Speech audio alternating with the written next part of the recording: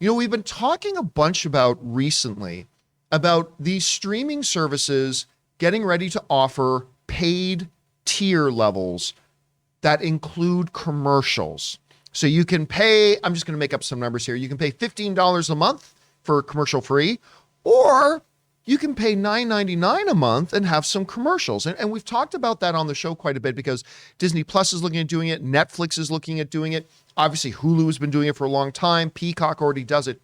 And whenever it comes up, it seems like the overwhelming response we hear from people that I expected was, I'm not going to watch commercials. No, I'm never going to do that. That's my thought too. Like, I don't mind them offering this tier. That's great. If you can offer a tier that's a little bit cheaper and give people a choice to get it, that's great. But I'll never get that. I don't want to watch commercials. And everybody in the chats always say, yeah, I don't want to watch commercials. Well, it turns out that not only are a few people going to get the tier that offers commercials, Disney is saying the majority of people who subscribe to Disney Plus are going to go with the cheaper ad-supported versions of it. This comes to us from the folks over at Variety, and they wrote the following. Disney is anticipating that over the long term, the majority of Disney Plus customers will pick the lower cost ad-supported plan, which is set to launch later this year. Based on our Hulu experience, we actually have more AVOD, that's ad-supported video on demand, than SVOD, subscription-based video on demand subscribers. Disney CFO Christine McCarthy said, speaking Wednesday at the 9th annual Moffitt-Nathanson Media and Communications Summit. They're not very good at picking names. That's awful. We expect the same percentage for both Disney Plus and Hulu just based on the experience curve that we've witnessed. A few years ago, Hulu revealed that, get this, 70% of Hulu's viewers were on the ad-supported plan. I did not know that, with the remainder on the pricier, more expensive ad-free tiers. So this is fascinating to me because if you had asked me, do I think the majority of people will get the slightly less expensive but have commercials version of Disney Plus, or the slightly more expensive but commercial-free experience of Disney Plus, I would have said, my guess is probably 75 to 80% will probably get the ad-free one. But Disney's saying, no, it's actually probably going to be the opposite of that. Our Hulu pattern has shown us that like 70%, 7 out of 10 Hulu subscribers use the cheaper one and watch commercials. I don't think there's anything wrong with that at all. I'm just surprised. That's not what I thought they would do. Chris, you hear this report coming out of Disney. Disney's saying more people are going to take the ad-supported one. Number one, do you think they're correct in that assessment, judging by their Hulu experience? And number two, what do you think that tells us? I do think they're correct in this because we have all these different streaming options.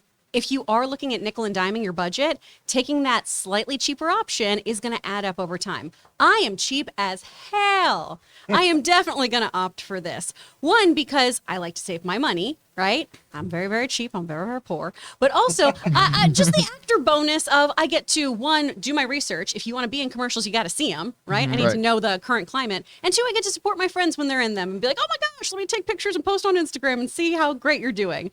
I think the average person, though, is going to buy into this kind of thing, even though most people don't want commercials, even though they don't want that popping up in their movie, just to save a few bucks, because this has become more and more like cable, right? Yeah. Down to the commercials, but the price tag as well. When you add all these up, it's really, really expensive. So I think all of these streaming options, people are going to go for the cheaper one.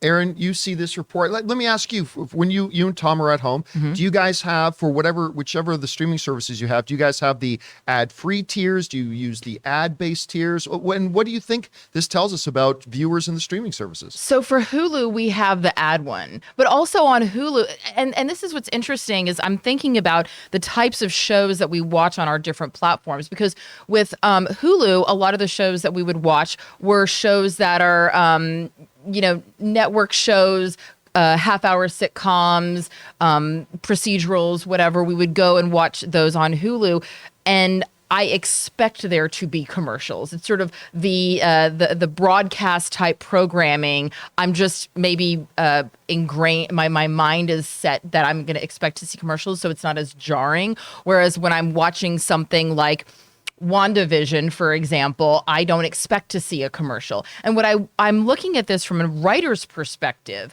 obviously the way that writing has always been for television, is you write in acts. Every episode, whether it's a half-hour comedy or a 1-hour drama, has 5 acts when it's broken down.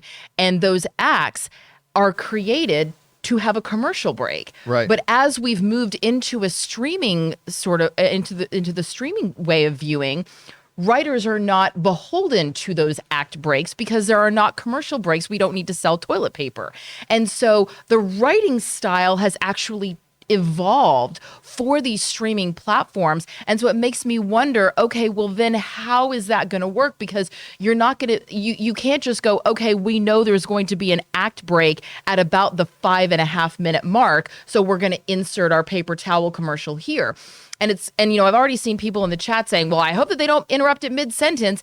And you're right. This is going to require, for those types of shows that are not specifically written with commercial act breaks in mind at the outset, I'm just curious how they're going to insert It's not going to be hard because Tell me. we actually have to do that now with the John Campea Show. So we go into, like when we're putting up the podcast or whatever, right? We have the ability, because if you don't tell the podcasting service where to put the ad breaks, it'll just drop them randomly like mid-sentence. So what we do is we go in and we can scroll through, say, oh, here's a natural little break, insert ad there. Da-da-da. There's another little natural break, insert an ad there. Got it. So I think it'll probably be not bad, but it is interesting about the fact that even writers have to approach it with a little different of a mindset. Now, there are 3 tiers of the streaming services. There's the premium ad-free tier.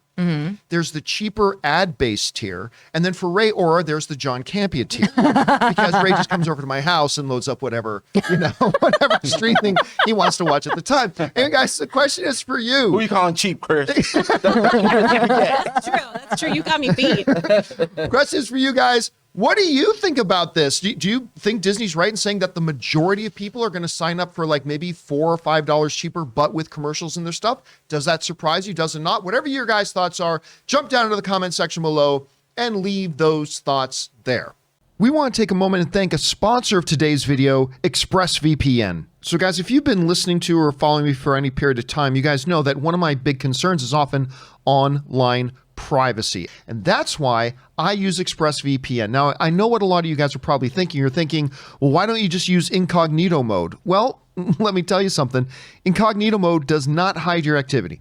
It doesn't matter what mode you use or how many times you clear your browsing history. Your internet service provider can still see every single website that you visited. And listen, it doesn't matter who your internet service provider is. Internet service providers in the US can legally sell your information to ad companies. ExpressVPN is an app that reroutes your internet connection through their secure servers so that your internet service provider can't see the sites that you're visiting. ExpressVPN also keeps all of your information secure by encrypting 100% of your data with the most powerful encryption available. And ExpressVPN is available on all your devices. I mean, your phones, computers, even your smart TV. Protect your online activity today with the VPN rated #1 by Business Insider.